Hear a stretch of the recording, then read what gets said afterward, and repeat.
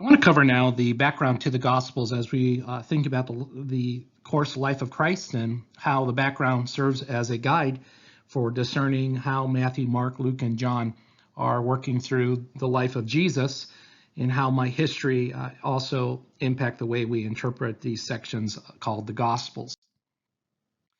You need to know that during the beginning, what we call the infancy section of such as the Gospel of Matthew, right before there you had the intertestamental period of looking at the prophetic timetable from, say, the major prophets and the minor, and let's close it with the book of Malachi.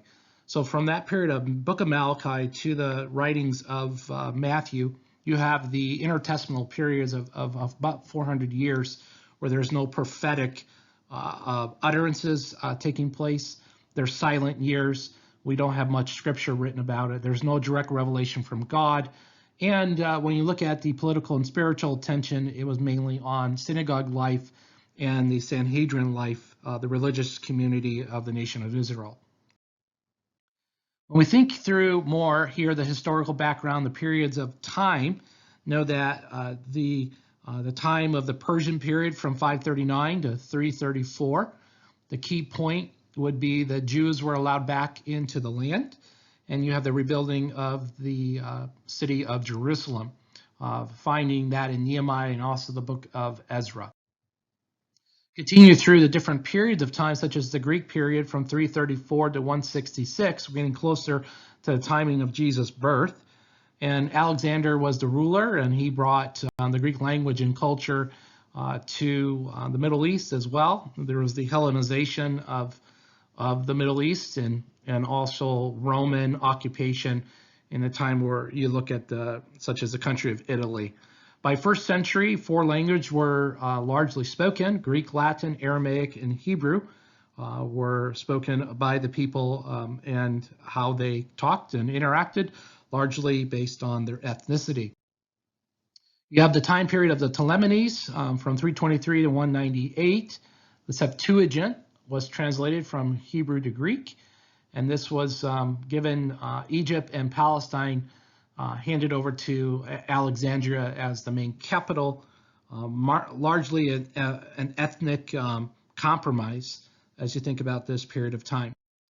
The Seleucids begin from 198 to 143 BC. You have the main country of Syria and Asia Minor. Antiochus III takes control of Israel. And you have Epiphanes, Antiochus IV. He forbid the reading of the Torah and Jewish law of circumcision. Emphasis of manifest destiny focused on the emperor as ruler. You have the destruction of Judaism, and this led up to what we would call historically the Maccabean revolt in 166, ending right around 135 BC. You have Judas Maccabean, the hammer, and this time period resulted in the widespread massacre of the Jews. Then this leads up to the 135 to 63 BC, the Hasmonean period.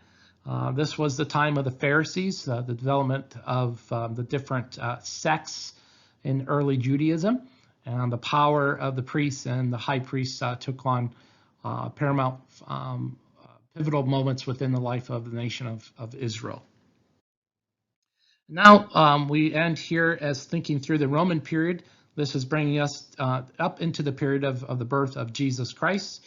Rome comes to bring peace to a warring nation. Herod the Great is half Idumean, half Jew. He's a great builder, refurbished the temple, and he was a man who was insanely jealous, killed his own family, and that led into what we would call the Herodian dynasty period of time. This will wrap up our background study of the historical nature between the Old Testament and the New Testament, beginning with the Gospels.